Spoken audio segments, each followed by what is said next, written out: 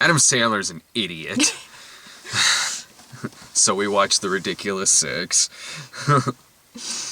It is not the critically acclaimed Western of the week. What's dumber? The fact that we just sat through The Ridiculous Six in the house, or the fact that we watched it and came outside to a car to review it? That was your idea, not mine. It's the show, man. It's got to remain consistent, otherwise it gets confusing. Why are they inside? I don't get it. I don't know whether they like this movie or not. So Adam Sandler is now going to Netflix, so that we don't have to pay to see him in theaters anymore. And his first venture into this multi-picture deal is a Western spoof called The Ridiculous Six. And it's since last time I checked, this thing has a 0 on Rotten Tomatoes, and it hasn't gone over very well with people who've watched it. Netflix has kind of buried it. It was still in my top picks for some goddamn reason, because Netflix thinks I'm a fucking moron, I guess. So, for a while, for a few days, it was on, like, the front page. It was the main thing on Netflix, like, The Ridiculous Six. No. And now it's not anymore. Now I think mainly you kind of have to search for it, and my first thought towards Netflix is, what the fuck did you think was gonna happen?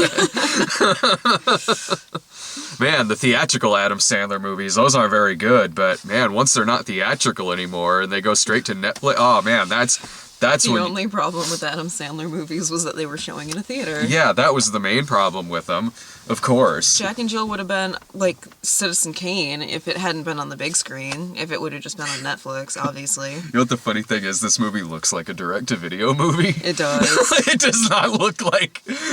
okay, I didn't like Blended, and I didn't like Pixels that much. Both are better than this.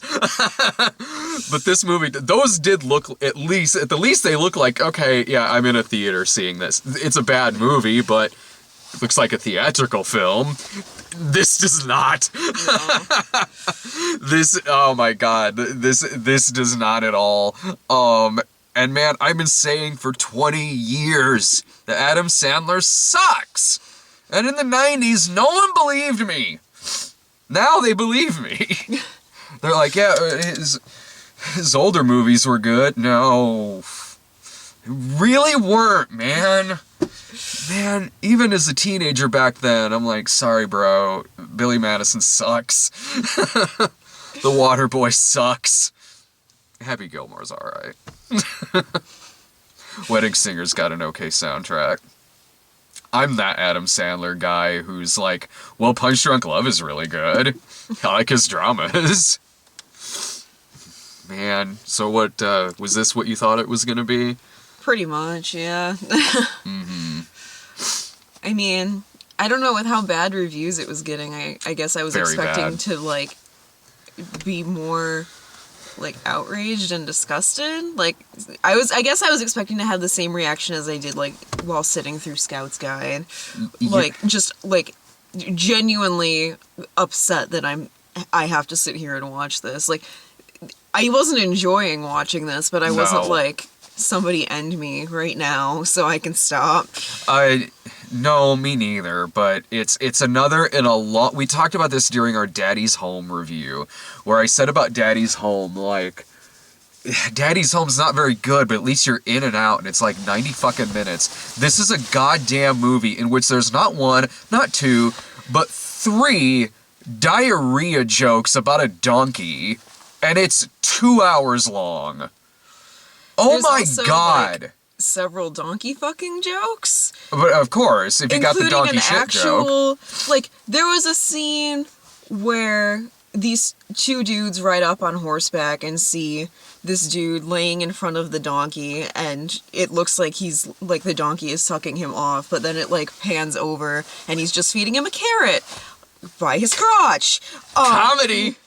But then it cuts back, and he is eating the carrot, and and he's like, this is so much better than the cantaloupe, because it was earlier established that he fucks cantaloupe. Oh, fucking cantaloupes!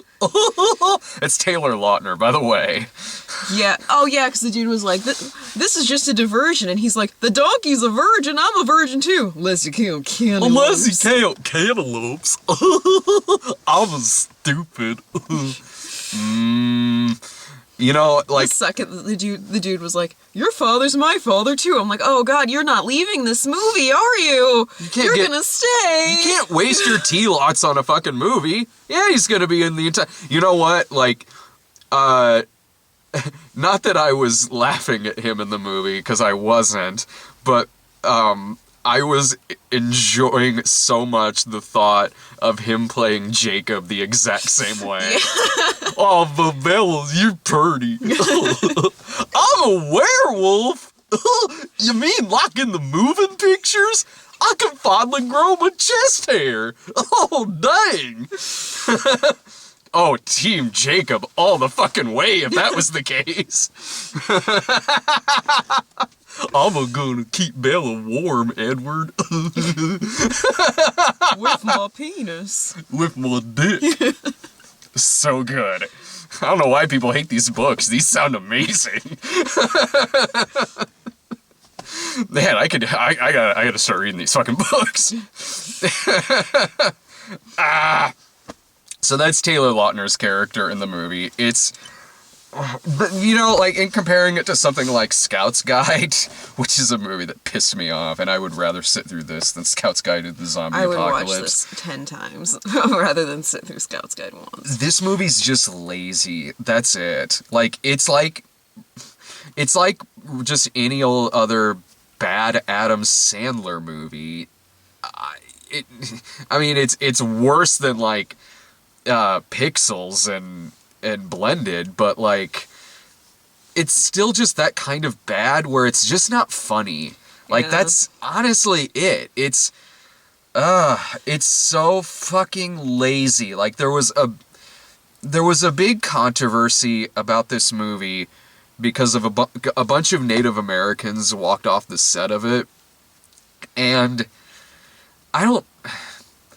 it's just, the movie's just not funny. Like, it's not even anything...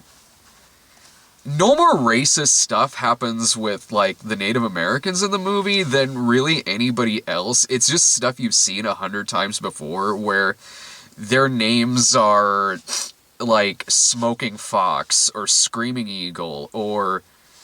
What was the bra one? Like... It was originally supposed to be, like... a pun on Sacagawea, where her name was Sacagawea No Bra. I guess that was one of the things that the Native Americans who walked off, like, really objected to, so now her name was just Never Wears a Bra. I don't know, I think you might have been doing something during this part, but there's a part where the eye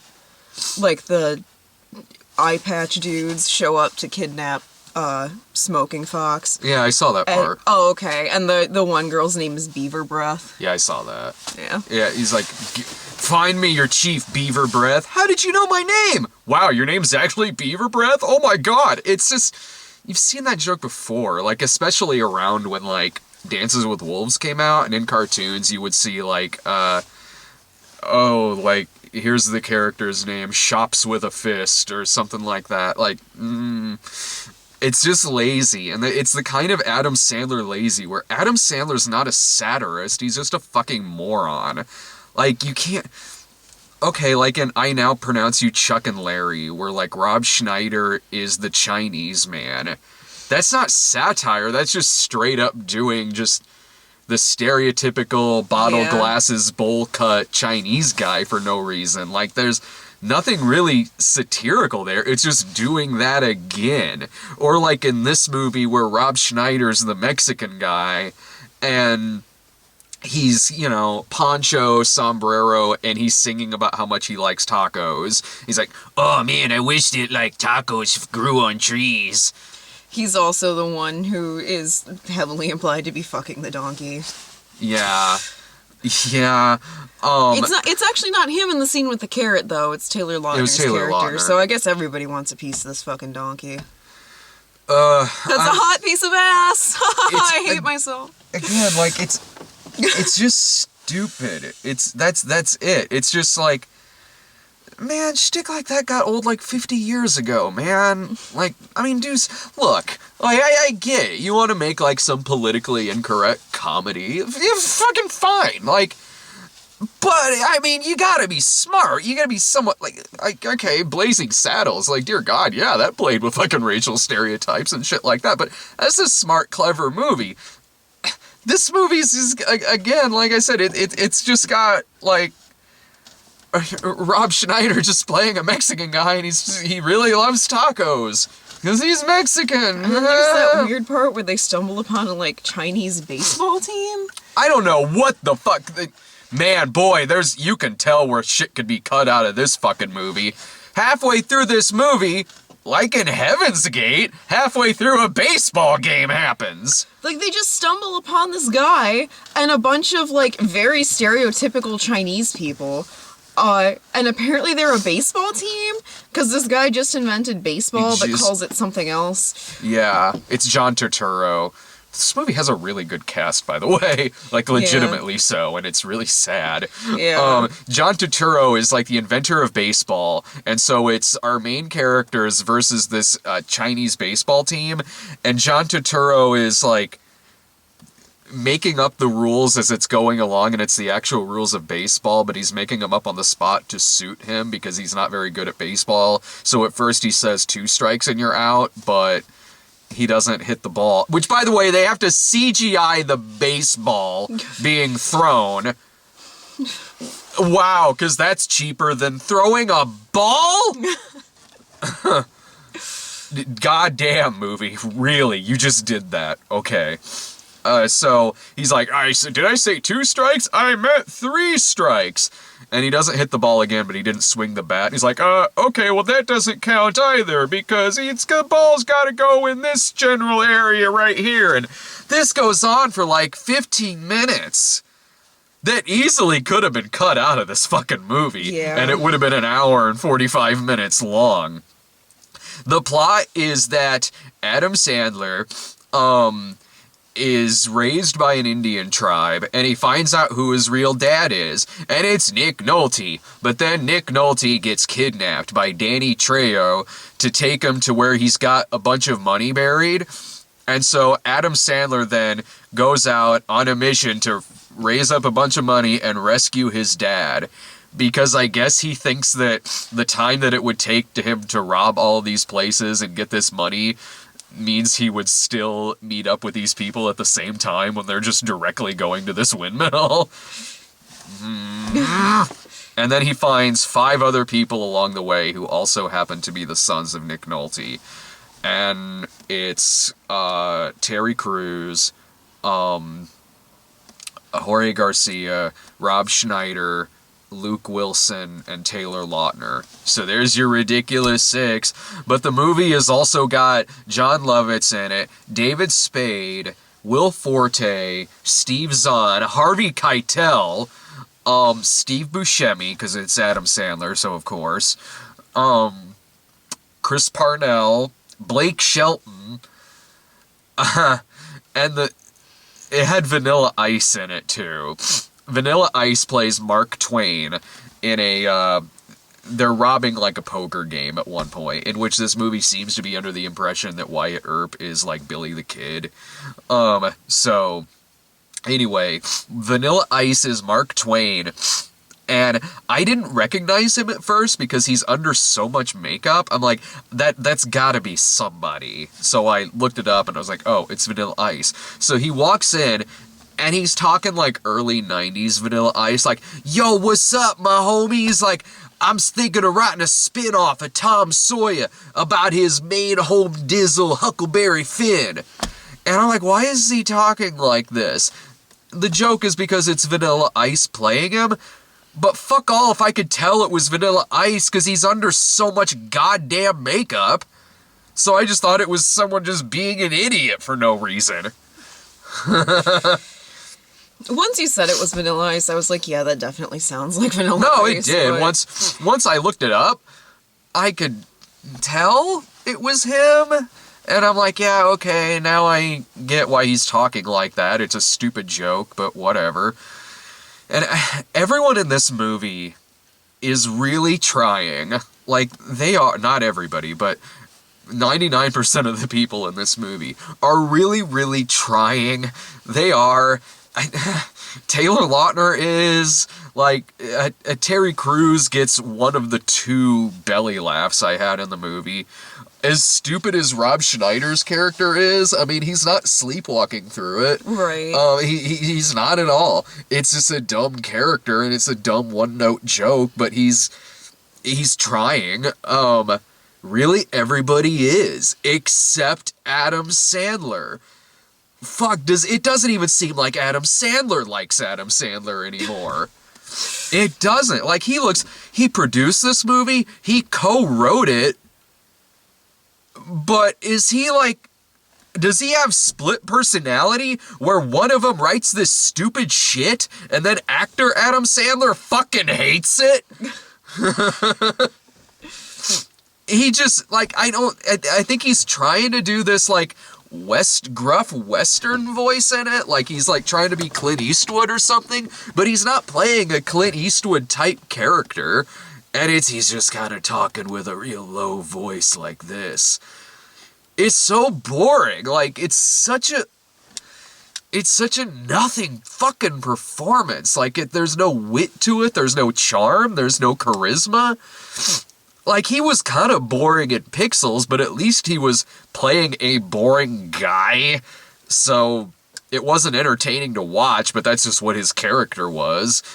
In this, honestly, you could have canceled Adam Sandler out and just made Luke Wilson the main character. Yeah. What about what about the fact that he's basically a magician in this? That was weird as fuck. Like, I don't even know how to explain that one. At one point, he just turns into a tumbleweed. Just transforms. At first I thought it was supposed to be that, like, he had wrapped himself in tumbleweed, but then, like, it shows him not being the tumbleweed anymore, and he just, like fucking Animorphs. He's a shapeshifter. Yeah, he straight up is a mutant in this movie. Like, the opening scene in the movie is him being accosted by 6 other people, this gang, and in this, like, fast motion shot, he's sped up to where he's basically the Flash. Okay, like, he's basically the Flash, and he runs up at the speed of a fucking bullet and punches the guy and goes back, and then he does it again while standing on his hands. It would be like if in Blazing Saddles, if the Waco Kid just started out that way and didn't have to stop drinking. But then, like, a cloud of dust happens, and then 5 seconds later, when the dust goes away, one guy is nailed to a water tower, another guy has the other dude's afro on his face, and then that guy's beard is on afro dude's head. People are just knifed up to the wall. Like, okay, with this one scene, this character can do anything. Like, Adam Sandler is a legit Mary Sue in this movie. I was like, yeah, I was like, for everyone who's complaining about Rey in Force Awakens, fucking really with this shit? There's even the, like, super Mary Sue moment where there's just a bunch of people, like, sitting around talking about how, like, handsome and wonderful he is. Oh, that's, yeah. Like, I can't believe you get to marry him. He's the most handsome, wonderful, powerful person in our tribe. No, he's not. He's Adam Sandler. Fucking Christ. So, yeah, like, Well, apparently he's fucking magic, so I guess... Yeah, he's magic. Like, alright, like, yeah, Rey was good at a lot of shit in, Force Awakens, but I didn't have a problem with it. I never for a moment thought, oh, she's actually one of the fucking X-Men. Yeah, he legit just shapeshifts into a fucking tumbleweed. So in scenes where somebody's about to be killed, or they're surrounded by people, it makes no sense why he can't just do the same thing again. Yeah. We've already seen this guy pretty much be Superman. Like, he can climb up trees with knives. He can fucking jump out a window and put his knives into the side of a building and fucking crawl down it. Knife climbing scenes have some of the worst special effects I've seen in a while. well, that donkey shit effect is pretty much the same exact effect that I saw in Human Centipede 2. There's also, like, they keep repeating, like, that same clip of that little kid raising a hatchet. Do they? Yeah. Oh, I missed like, that. 5 times. I must Like, what, you know how every time somebody, like, comes up to the Native American tribe, they, like, raise machetes? I don't know if they reuse them for all of the characters, but it's, like, the exact same shot of that little kid, which is really obvious when they're not in the same location. Mm-hmm. Like, they're picking, like, I don't know, something in a field, and it shows the kid raising the hatchet, but, like, the teepees are still behind him. I missed that. I'm trying to really compare this to, like, A Million Ways to Die in the West. Man, I hope I never have to make that fucking decision. At least A Million Ways to Die in the West was maybe a little more ambitious than this. Seth MacFarlane tried way harder than Adam Sandler did. They both have a lot of the same faults. They're both 2 hours long. They both have a musical number for no reason. Oh god, I forgot about the moment where it randomly it's became basically it's basically That's All I'm Asking For from Cannibal the Musical. But bad. I like Cannibal the Musical. That movie's great. And then, like fucking Million Ways to Die in the West, it seems like it should be over at one point, and then keeps going for another half hour when they meet up with Nick Nolte again. And it's like, okay, so Dad's made amends with everybody. This movie can end now. Nope, he's also one of the bad guys, so the movie has to go on for another fucking half hour so they can have another fucking shootout that's not fucking funny, that makes this movie honestly pretty fucking pointless. Man, and god damn, this movie is I don't even want to get that worked up about it, because it's just, me getting worked up about this movie is putting in way more effort than the writers and the directors of this movie fucking did. Like, this movie's got a scene where Adam Sandler and Rob Schneider are standing there talking, and then the scene ends with the donkey shitting all over the wall, and then Rob Schneider says, "That means he likes you." Scene. And then later on, the donkey's in a doorway because they're trying to cause a distraction so they can rob a bank. And Chris Parnell gets behind the donkey to push it. It felt like when, like, on South Park, where they were watching Terrence and Phillip, and Terrence is like, "Hey, Phillip, I do believe I have something in my pocket. Look down and see."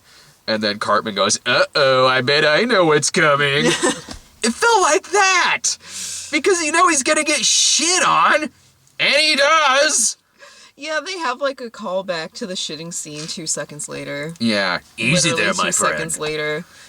"Not yet, my friend, not yet. Okay, now." And then he shits Chris Parnell across the fucking room.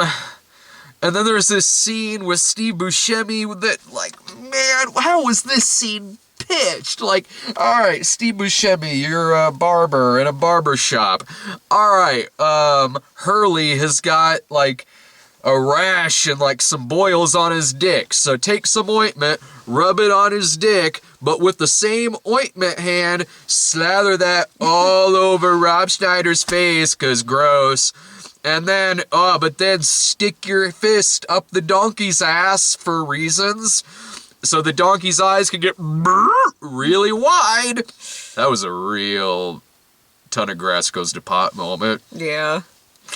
But you're not done yet. Put a little bit of the ointment on somebody else's face. Yeah, he, like, sticks his finger covered in ointment up the donkey's ass, then, like, takes the finger out and immediately puts it in Taylor Lautner's mouth and just ripped his tooth out. And then Steve Buscemi goes, "Do you have any lip balm?" Like, "Alright, Steve, this is the part where we want you to rub all that gross ointment on your lips, 'cause ew." Because we have no respect for our audience. We think so little of our fucking audience. Is there even that big of an audience for this movie? Wow. Then there's that scene that just goes on forever, just, like, trying desperately to get you to cringe. The one with, like, the eye. That where was, it's, like, I in kind of was shadow. cringing at that. I mean, like, I was too, but, like, That was it was really trying gross. so hard. Like, it, like, between, like, cutting back to the people being like, that's disturbing, and, like, the dude, like, continuing to try, like, I don't know, like, Imagine I get it, hurting your eye isn't good, like... Imagine putting a laugh track over, like, the eye gouging scene from Hostel. It's like, this is gross. Stop I mean, it's done in that. shadow, so it's really cartoony, but... Yeah, but, man... like, end, scene, end now, please. And then they cut off, Harvey Keitel's head, but his headless body still keeps going around shooting, like, and they're all like, whoa, what? Oh, God, he's still shooting. Oh, man, he's still going. And then he plops over, but they haven't milked that for enough yet, so then Hurley puts his coat over his head and goes, look at me, I'm headless, and then they do the same thing later on, when I guess they thought the scene didn't end well enough, so they're like, hey, Herm, do the headless guy again. Okay. Oh, during that scene, I'm also 99% sure a piece of, like, scenery just fell behind Taylor Lautner. Because when I first saw it, I thought that, like, it was supposed to be that somebody was, like, sneaking up on them, because it's, like, really fast, but, like, yeah, I'm pretty, because they're, like, sitting under, like, a, I don't know what to call it, it's like a room, but it only has a roof. There's a word for that, I'm just blanking on it. Like a canopy. Oh, okay. Yeah, and so he's, like, sitting there, and I'm pretty sure, like, a piece of the, like, not like this was something that was supposed to happen in the movie, like, literally just a prop fell. But, like, I thought it was supposed to be, like, it was going to reveal that there was somebody on the roof, like, but no, that was just a mistake. Apparently I missed a mistake like that in Silent Night, Deadly Night 5. Apparently there's a goof in one of the scenes, one of the clips that I use. I haven't seen it. Well, I haven't seen the movie, but, like, I didn't go back and watch the video after I posted it, so I don't know where this is, but apparently, you can see, I don't know, maybe some, like, hand on someone's back, or something like that, like, because I've seen some comments that are like, what's with the 3 arms in that one scene? I think there's a stagehand off to the side. There's an episode of Supernatural where a crew member just walks, like, right next to the cast, and they just left that in. There's an episode of Friends where you can see some crew member, like, in the apartment. I'll have to check that out. I haven't read that. I don't know what episode that is, but I've seen the pictures, because it's some woman, and it's circled, and it's just, who's that? Don't tell Joey, the place is haunted. As long as it's not a little girl ghost. That's not funny. You know I'm afraid of little girl ghosts. You like that we're not putting this on the gumball thing anymore? Oh, yeah. Beforehand, we had the camera set on, like, an empty, like, gum thing, because the dashboard is, like, at a slant. So, and it kept, if you saw any of the videos in Detroit, it kept falling off. Now it's on, like, a binder. Yeah, it fell during fucking Scouts Guide. When we were, like, really worried that we'd have to talk about that movie again. Yeah, because that fucking dude pulled up just to listen to music right next to us in a theater parking lot. I'm still pissed about that. That guy might like that? That guy might like the Ridiculous Six. You might. I mean, I don't know what else to talk about with this movie. I don't either. I don't. Like, I know so many people are glad that they don't have to see Adam Sandler movies in the theater anymore.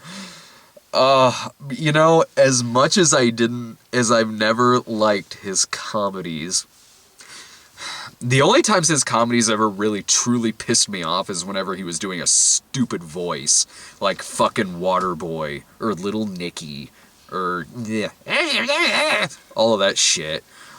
He's not doing that. I mean, he's doing, like, a gruff voice, but it's not something really annoying, like his Waterboy shtick. That would always fucking make me want to stick needles in my ear. As much as I never liked his movies, and yeah, I mean, I was joking earlier about, like, oh yeah, now you're saying it sucks. I've been saying it for 20 years. I will say that at least at least his older movies, he tried. Like, he did. Like, I don't like Billy Madison. I don't like most of his fucking movies. But in Billy Madison and Waterboy and Little Nicky and movies like that, he was trying. It was a shtick I didn't like, but I don't know. He was trying to be funny. There was maybe, on his part, there was some level of, like... it seemed like he wanted to at least be there in those movies. And... in his latest bout of movies, there's really not even that. I'm glad he's not doing a stupid voice in them. I like him about as much as I like the movies about as much as I liked his older shit. But you know, I mean, if you like Billy Madison and you like a lot of those older movies, I mean, I get it why you might like those, but not like Jack and Jill. I do, because if those were D- movies, that's a total F. It at least seemed like back in the 90s and early 2000s, he at least maybe liked his audience. And it really doesn't even seem like that anymore. I was never, ever, ever a part of his audience. But man, like, at least, like, in those movies, he was like, okay, here's a product for you, like, you like this, like, so I'm doing what you like, I'm really giving this, whatever it is I should be putting into this movie, fine. With this, I don't get how somebody could put out a fucking product like this and actually think, boy, my fans, who have really been criticizing me a lot the past decade, are really gonna like this. Unless he's just a troll. He might be. Oh, you're saying there was, like, a couple scenes that you actually laughed at in this movie? Like, oh, well, no more than, like, that. Which is one thing I'll give Million Ways to Die in the West over this, which was, at least there were a couple of times when I kind of laughed in that movie. That was it. But in this... I liked that Wanted poster that had that had the burrow drawn on it too. Yeah, it had the 6 all drawn on this Wanted poster, and also the burrow. I was kind of like, all right. I liked when they were all talking about what their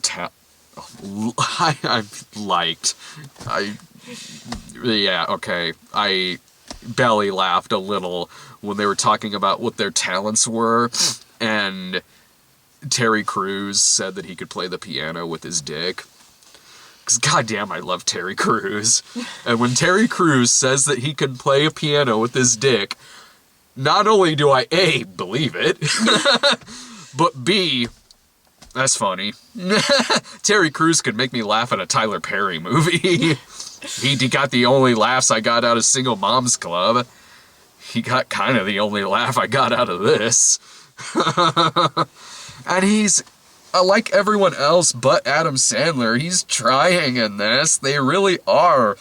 I got nothing, man. We just watched this because wouldn't it be really funny if this is put up along with The Hateful Eight? I wish I could get really passionate about anything in this, but it's just not funny. Yeah, that's pretty much it. Yeah. Uh-huh.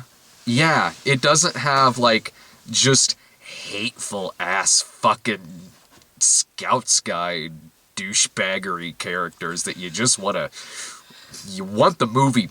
You want Last Action Hero to happen so you can jump in the movie and fucking kill him. This wasn't that. It's just not funny. Yeah. There wasn't a scene where somebody had to hold on to someone's dick while falling out a window. Apparently that's the way I judge movies now. Not that this movie is above that, because this movie does have putting, like, ball-ridden ointment in people's mouths. Yeah, no, I'm just saying, like, it didn't have that specific scene, so... Guess anything that doesn't have that gets a pass from me now. Is that really what my life has come to? Oh, that's what my life came to so many years ago. You just get used to it. I mean, Adam Sandler, he tries so hard to make every character in his movies likable to an almost fault, where everyone's just cracking a joke and being stupid, even if you're supposed to be the villain, even if you're some ancillary character. It's like, I don't know how to describe it. I don't. It's like, it's an annoying thing about his movies where someone will only be on screen for a few minutes, but it's just a very sketch comedy type thing to happen where someone will say something stupid and then someone will pop up in the background and say like, okay, that one Indian earlier who popped out of the teepee and said something dumb and went back in. Yeah, like, he was like, I have $3 million buried, and Sandler's like, I don't want $3 million. And he's like, well, let's go get it and you can give it to your Indian friends here. And then the girl pops out of the tent and she's like, I'll take it. And Sandler's like, get back in there. And she's like, all right, I will though. All right, I will though. I will. Like that, like every character has to be so laugh tracky in it. I think that was beaver breath. I think. That's a hell of a sentence.